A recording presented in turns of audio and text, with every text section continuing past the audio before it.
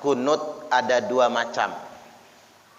Ada kunut nazilah, ada kunut ratibah.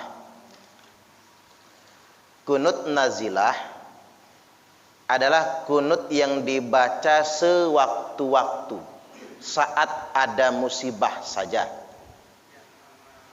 Dan kunut nazilah ada dua macam juga, yakni kunut nazilah yang dimansuh. Dimansuh itu sudah dihapus hukumnya, tidak boleh lagi diamalkan.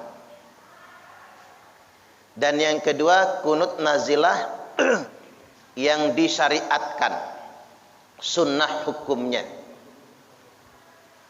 Nah, kunut nazilah yang disunnahkan adalah kunut nazilah yang isinya mendoakan keselamatan.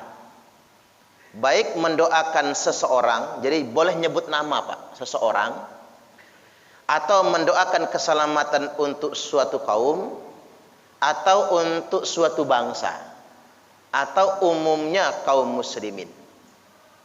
Saya ambil contoh, misalnya Nabi pernah khusus mendoakan panglima tempur, yakni Khalid bin Walid. Beliau berdoa begini, Allahumma anjil Walid ibnal Walid. Ya Allah, selamatkanlah Walid bin Walid. Jadi Nabi langsung mendoakannya. Kemudian Nabi mendoakan juga Allahumma najji Salamat bin Hisham. Ya Allah, selamatkanlah Salamah bin Hisham. Ini jadi panglima-panglima perang yang diutus oleh Nabi. Selanjutnya Allahumma najji Ayas bin Abi Rabi'ah. Ya Allah, selamatkanlah Ayas bin Abi Rabi'ah. Nabi juga pernah menyebutkan Allahumma najjil mustad'afina minal mu'minin. Ya Allah, selamatkanlah orang-orang yang teraniaya, orang-orang yang tertindas dari kaum mukmin. Jadi Nabi mendoakan orang-orang muslim, kaum mukmin yang sedang dijajah, dianiaya dan ditindas. Kalau konteks sekarang ini Pak, misalnya kita mendoakan Palestina, mendoakan saudara muslim kita di Rohingya. Di Rohingya itu memang betul-betul mereka teraniaya. Jadi umat muslim di Rohingya itu tidak diakui sebagai warga negara. Dia tidak punya hak-hak untuk mengakses pendidikan, kesehatan, rumah sakit, fasilitas negara. Sampai segitunya Pak. Nah, kita boleh mendoakan langsung. Allahumma najjil mustad'afina minal mu'minina fi Rohingya. Boleh kita sebutkan begitu. Mendoakan mereka-mereka yang teraniaya itu. Nah, ini termasuk doa yang disyariatkan. Mendoakan kebaikan dan keselamatan. Sahih Al-Bukhari nomor hadis 804, Sahih Muslim 675. Nah, sekarang doa kunut nazilah yang dilarang. Yang dilarang itu yang isinya melaknat. Yang isinya melaknat. Kemarin sudah saya sampaikan tentang kisah di Bir Maunah, di mana Nabi ditipu oleh orang-orang kafir Quraisy, oleh orang-orang kafir munafik. Mereka ngaku masuk Islam padahal bohong. Mereka berkirim surat, kami baru masuk Islam, kirim para penghafal Quran. Maka begitu dikirim, para sahabat dibantai di Bir Maunah. Penipuan. Kan kalau yang namanya perang itu Pak disepakati, yuk kita perang. Tempatnya di mana dan kapan mulai perang. Kan disepakati mestinya. Kalau mau istirahat, gencatan senjata disepakati juga. Ini kan bahasa kitanya sekilit, nipu. Jadi sahabatnya nggak bawa senjata sama sekali. Maka saking kesalnya Nabi melaknat mereka. Nabi berdoa melaknat suku Ri'lan, Zakwan, Lihyan dan Usayyah. Lantas kemudian turun firman Allah setelah 30 hari melaknat, turun firman Allah, laisa laka minal amri syai'un aw yatuba 'alaihim aw yu'adzibahum fa innahum zalimun. Laisa laka minal amri syai'. Ini bukan urusanmu Muhammad. Bahasa kitanya begitu, Pak. Tidak ada sedikit pun campur tanganmu Muhammad. Ataukah taubat mereka diterima, mereka bertaubat lalu diberi hidayah dan taubat mereka diterima, hak Allah.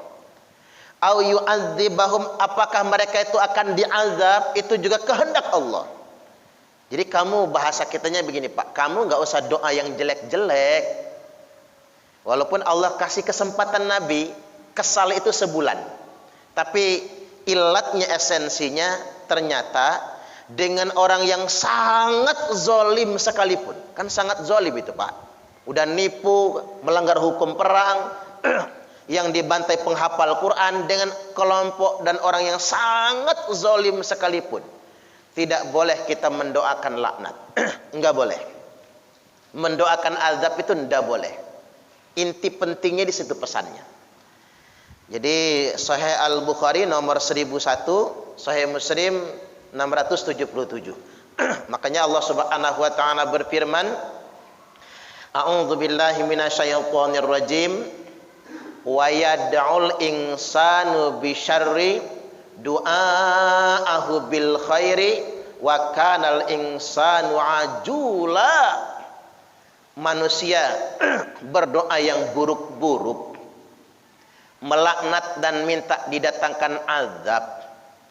Begitu mudahnya dan latahnya lisannya berdoa, sebagaimana gampangnya dia minta kepada kebaikan. Manusia itu kata Allah cenderung tergesa-gesa dan melampaui batas, terburu-buru karena hawa nafsunya. Tidak boleh sama sekali. Artinya sezolim itu pun nggak boleh kita berlebih-lebihan. Baik. Setelah kunut nazilah ada kunut rotibah. Kunut rotibah ini ulama beda pendapat. Menurut pendapat Imam Abu Hanifah dan Imam Ahmad bin Hambal, atau kita biasa nyebutnya Imam Hanafi dan Imam Hambali, tidak disyariatkan kunut rotibah. Yang ada cuman kunut nazilah. Sedangkan menurut pendapat Imam Malik dan Imam Syafi'i, disunnahkan membaca kunut rotibah dalam sholat subuh maupun dalam sholat witir. Cuman bedanya Imam Malik berdiri sebelum rukuk, sedangkan Imam Syafi'i berdiri i'tidal setelah ruku. Itu tempat membaca doanya.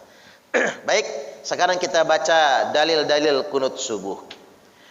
Keterangan pertama, qultu li Anasin radhiyallahu an, Ayub dari Muhammad, ia berkata, aku bertanya kepada Anas, hal qanata Rasulullah sallallahu alaihi wasallam fi salati subhi.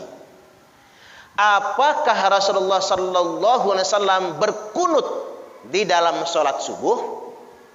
Ini yang ditanya sahabat Anas bin Malik. Qala, Anas berkata, menjawab, na'am, ya, Nabi kunut ketika sholat subuh. Ba'da ruku'i yasira, kunutnya dikerjakan setelah ruku' ketika i'tidal dan dibaca secara pelan. Makanya kalau kita baca doa kunut subuh ya Pak, beda dengan baca Fatihah. Imam kalau membaca Al-Fatihah kan agak keras suaranya, lebih terang. Tapi begitu membaca doa kunut diturunkan suaranya. Allahumma hdina fi man hadait. Karena memang kalimatnya begitu, yasira. Jadi membaca doa kunut subuh itu lebih direndahkan suaranya. Tapi bukan di dalam hati, bukan. Jadi diturunkan volume suaranya. Hadis ini tercantum dalam kitab Sahih Al-Bukhari nomor 1001, Sahih Muslim 677, jadi Sahih Muttafaqun alaih ini. An-Nasa'i 1071, Abu Daud 1444, Ibnu Majah 1183, Sunan Ad-Darimi 1599. Hadis yang berikutnya dari Anas bin Malik radhiyallahu an, dia berkata, anna Rasulullah sallallahu alaihi wasallam, sesungguhnya Rasul lam yazal yaqnutu fi subhi hatta faraqad dunya, bahwasanya Rasul itu tidak pernah berhenti berkunut di dalam salat subuhnya sampai beliau meninggal dunia. Ini hadis diriwayatkan oleh Imam Al-Hakim, Ad-Darqutni, Imam Ahmad dan Imam Al-Baihaqi, dan disahihkan oleh Imam Al-Hakim dalam kitab Al-Arba'in. Nah, terkait dengan ini, inilah yang jadi dalil, Pak, hujjah Imam Syafi'i rahimahullah. Kalau kunut subuh itu nggak boleh ditinggal, walaupun bukan wajib. Dia masuk dalam kategori min ab'adis shalah, sunnah yang ditekankan di dalam sholat. Ini kunut subuh itu. Makanya kalau di mazhab Syafi'i lupa nggak kunut subuh, disunahkan sujud sahwi. Saking ditekankan kunut subuh tersebut. Kita biasa nyebutnya dalam bahasa lain apa? Sunnah muakkad. Makanya kalau kita baca semua kitab-kitab fikih mazhab Syafi'i, sujud sahwi itu dikerjakan, disunahkan untuk orang yang tertinggal atau lupa dari kunut subuhnya. Dan tidak perlu mempersoalkan kayak kelompok Wahabi yang mengatakan baca kunut subuh itu bid'ah. Emang dia mau membid'ahkan Imam Syafi'i begitu? Imam Syafi'i itu ulama yang masuk dalam kategori dzurriyyat Rasulullah. Bahkan dari imam yang 4 itu beliau sendiri, Pak. Imam Hanafi, Imam Malik, Imam Asy-Syafi'i, Imam Hambali. Yang keturunan Nabi itu Imam Syafi'i. Dzurriyyat Rasulullah sallallahu alaihi wasallam. Dengan sangat mencintai Ahlul Bait karena dia keturunan Nabi. Makanya Imam Syafi'i pernah difitnah oleh orang Wahabi di zaman itu. Walaupun zaman itu belum ada Wahabi istilahnya ya. Kelompok apa? Khawarij siapa? Kelompok Khawarij di zaman itu memfitnah Imam Syafi'i apa? Syiah. Maka ada cerita Khalifah Harun al-Rasyid itu menangkap Imam Syafi'i dan dipenjarakan atas tuduhan beliau itu Syiah. Memang begitu, Khawarij itu kayak gitu, Pak, suka mentakdir. Makanya jangan heran kalau ulama-ulama di Indonesia yang hebat-hebat dituduh Syiah oleh mereka kan. Profesor Dr. Kiai Haji Quraisy Shihab itu Habib itu, Pak, keturunan Nabi itu. Habib Quraisy Shihab, cuman nggak mau disebut Habib aja, tapi dituduh Syiah. Padahal Ahlussunnah wal Jamaah itu. Profesor Dr. Kiai Haji Said Akil Sirat itu Habib, tapi dituduh mereka Syiah. Ini memang sengaja, Pak, propaganda itu ditanamkan agar umat ini nggak percaya sama ulama. Sama dengan Imam Syafi'i dulu, dituduh Syiah sampai masuk penjara Imam Syafi'i itu karena tuduhan Syiah. Ya, enak kita sekarang, Pak, pemerintahnya nggak memenjarakan orang-orang yang hanya atas dasar tuduhan kayak gitu, nggak dipenjarakan, kecuali orang-orang yang memang berbuat kriminal. Nah, ini kebiasaan sedemikian rupa. Jadi kembali lagi, jangan ikut-ikut paham-paham Wahabi yang suka mencela amal orang lain, yang suka membid'ah-bid'ahkan amal orang lain. Imam Syafi'i itu bukan ulama sembarangan. Itu ulama terkemuka, hafal Quran sejak umur 7 tahun, menghafal jutaan hadis. Makanya hati-hati dengan slogan tidak bermadhab. Karena orang-orang yang mengatakan tidak bermadhab itu sejatinya sedang menipu sebetulnya. Dan itu berbahaya. Mengapa saya katakan berbahaya? Karena dia menafsirkan agama berdasarkan pikirannya sendiri. Dia menafsirkan Al-Quran dan Sunnah berdasarkan pikirannya sendiri. Coba semua orang bermadhab, Pak, enak. Berpikirnya bijaksana. Terserah dia mau madhab Syafi'i silahkan, mau bermadhab Hambali silahkan, mau madhab Hanafi silahkan, mau bermadhab Maliki silahkan. Yang penting ilmunya bersanad. Nah, karena ilmu yang bersanad ini tadi, orang jadi bijaksana. Tidak mudah saling menyalahkan satu sama lainnya. Dan sekarang karena negara-negara Arab itu kapok sama orang-orang Wahabi itu, maka kerajaan Saudi Arabia beberapa tahun belakangan sudah mengeluarkan larangan resmi.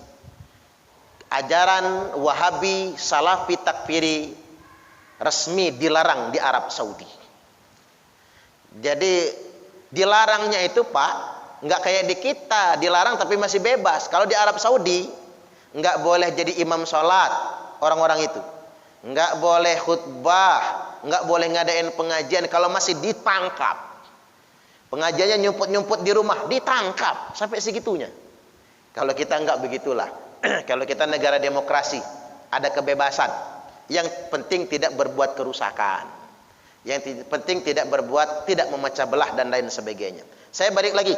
Ini saya penegasan, jangan sampai bapak-bapak bingung. Masalah kunut subuh ini masih pada perseputaran sunnah bid'ah. Nggak usah khawatir Pak. Kunut subuh itu sunnah hukumnya, bagus sekali. Yang berikutnya hadisnya diriwayatkan bahwasanya mazala Rasulullah sallallahu alaihi wasallam yaknutu fil fajri hatta faraqad dunya. Mazala Rasulullah sallallahu alaihi wasallam tidak pernah berhenti Rasulullah yaknutu fil fajri, berkunut di dalam salat subuhnya, hatta faraqad dunya, sampai beliau meninggal dunia. Baik, selanjutnya hadis yang ketiga sekarang.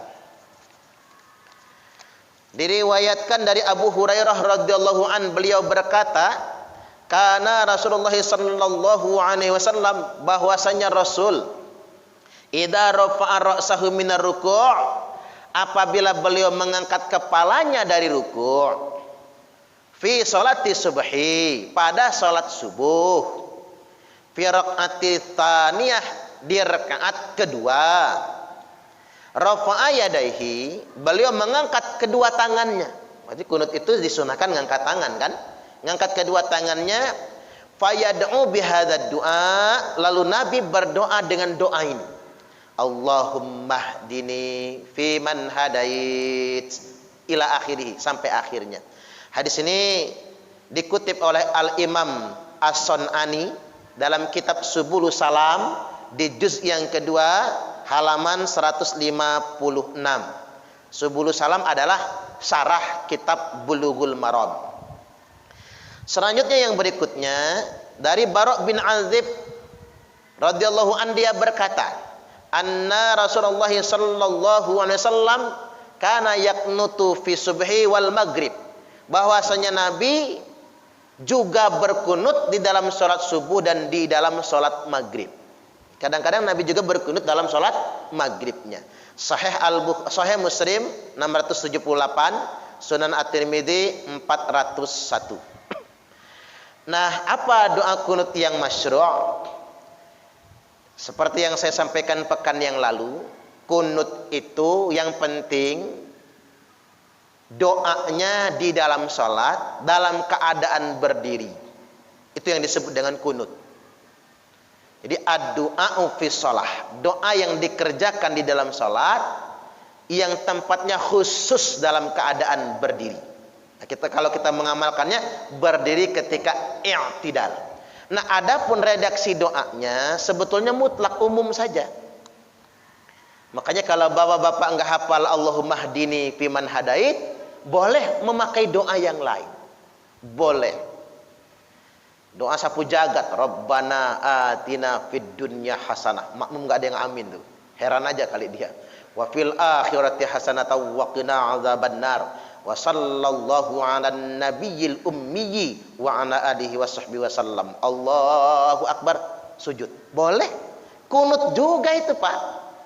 Ini kan saya ajarin yang simpel, kan kunut juga itu. Walaupun kalau hafal, amalkanlah yang paling ma'thur dari bacaan doa kunut. Apa itu?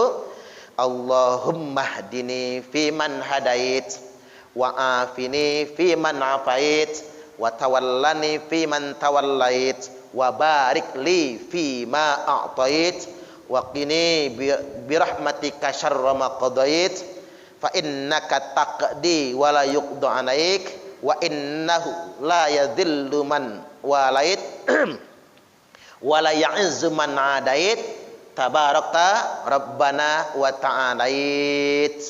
Ini satu versi ya Pak. Kalau ada tambah-tambahan yang lainnya sama saja. Ya seperti yang saya sampaikan tadi. Kita mau tambahkan doa yang lain, Allahumma nsuril muslimina fi Palestin, boleh. Kita tambahkan doa ngangkat bala, Allahumma dfa'annal ghala wal bala wal waba, boleh.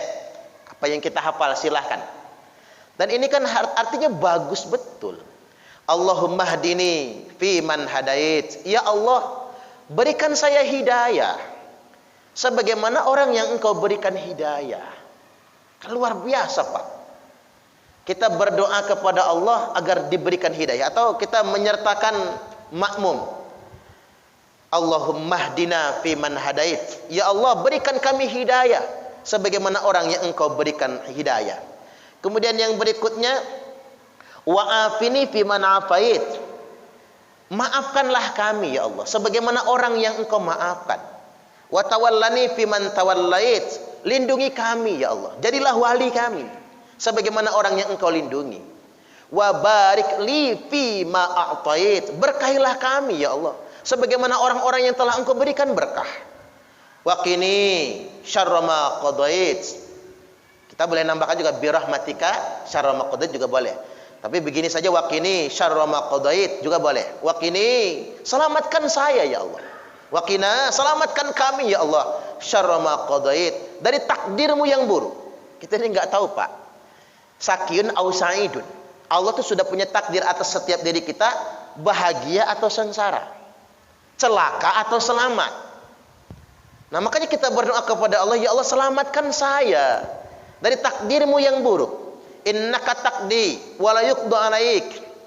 Makanya pada saat kita baca ini, biasanya imam membacanya masing-masing ya Pak. Fa innaka taqdi wa la yuqda alaik. Maka mengapa imam menurunkan suara? Karena kalimat berikutnya bukan lagi doa. Nanti karena bapak-bapak itu selama imam ngomong amin amin aja. Karena fa innaka taqdi wa la yuqda alaik itu bukan doa, tapi kalimatnya sesungguhnya Engkau yang menentukan takdir dan tidak ada yang mampu mengatur takdir Engkau. Kan bukan doa lagi itu kalimatnya. Sudah pernyataan biasa. Wa innahu la yadhillu mawwalait. Sesungguhnya tidak akan pernah hina orang yang Engkau lindungi. Itu kan bukan lagi doa. Tapi boleh saja sih, mau diaminkan juga. Memang benar kan? Tidak akan pernah hina orang yang Engkau lindungi. Wala ya'izzu man adait, dan tidak akan pernah mulia orang yang Engkau musuhi. Paling banter ngomong begitu aja, Pak. Makanya kalau bapak-bapak dizalimi orang, ya Allah, saya tidak rela dizalimi. Dan saya yakin ya Allah, orang yang zalim tidak akan Engkau muliakan. Gitu aja cukup berdoa itu, Pak. Jangan sampai kau ngomong begini, ya Allah laknatlah. Nah, jangan ngomong begitu. Ya Allah azablah, jangan. Itu tanda orang yang enggak ngerti adab.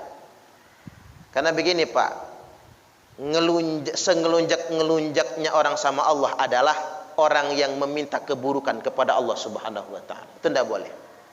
Makanya paling maksimal katakan begitu, wala ya'izzu man adait. Tidak akan pernah mulia orang yang dimusuhi oleh Allah. Atau tadi kalimatnya sedemikian rupa. Tabarakta Rabbana wa ta'alait. Tabarakta, Maha suci Engkau, ya Rabb kami, wa ta'alait, dan Engkau maha tinggi. Kita boleh membaca kalimat ini. Sunan At-Tirmidzi nomor hadis 464, An-Nasa'i 1745, Abu Daud 1425, Ibnu Majah 1178, Musnad Imam Ahmad 1720, dan Sunan Ad-Darimi 1591. Ini hadis ini tadi dengan isnad yang sahih. Nah, kemudian yang berikutnya disebutkan dalam kitab Sunan Al-Baihaqi dari Abdullah bin Abbas radhiyallahu an, beliau berkata, karena Nabi sallallahu alaihi wasallam, sesungguhnya Nabi yaqnutu fi salati subhi wa witril lail, bahwasanya Nabi sallallahu alaihi wasallam berkunut dalam salat subuh dan berkunut dalam salat witir malamnya, bihaulail kalimat, dengan kalimat-kalimat ini, Allahumma hdina fi man hadait. Sunan Al-Baihaqi disebutkan oleh Al-Imam As-Sun'ani dalam kitab Subul Salam juz yang kedua halaman 160. Yang berikutnya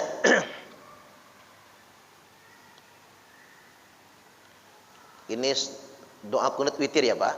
Yang berikutnya saya ingin tegaskan, Apakah disunahkan? Apakah disunahkan kita menyebutkan Allahumma hdina fiman hadait? Tidak sesuai dengan hadisnya, Pak. Dan di hadisnya itu Allahumma hdini fiman hadait. Terus kok kita ubah menjadi Allahumma hdina fiman hadait? Kan begitu. Apa boleh? Malah sunnah kalau jadi imam. Karena ada keterangan begini, Nabi bersabda, la ya'ummu abdun qauman fayakhussa nafsahu bid'awatin dunahu. Janganlah seorang hamba menjadi imam suatu kaum. Dia imam, yang lain jadi makmum, lalu dia berdoa. Doa itu dia khususkan untuk dirinya sendiri. Fa in fa'ala faqad khanahum. Karena kalau dia lakukan itu, kata Nabi, maka dia telah mengkhianati makmumnya. Makanya kalau doa bersama itu enggak boleh kita untuk diri sendiri. Allahumma hdini fiman hadait wa afini fiman nafait. Kata makmum sekilit imam ini. Doa buat dia doang. Sertakan jamaah. Atau kayak orang doa pas Yasin tahlil itu, Pak. Allahumma inni as'aluka salamatan fid dini wad dunya wal akhirah. Sekilit imamnya itu. Berdoa buat dia sendiri. Mestinya dia minta Allahumma inna nas'aluka. Jadi minta kepada Allah, mengajak yang lain. Jadi kata Nabi, barang siapa yang menjadi imam satu kaum lalu dia berdoa, dia minta untuk dirinya sendiri, faqad khanahum, sama saja dia serah mengkhianati makmumnya. Bahasa Jermannya sekilit. Nah, itu enggak ketemu dalam kamus bahasa Indonesia, Pak. Itu imam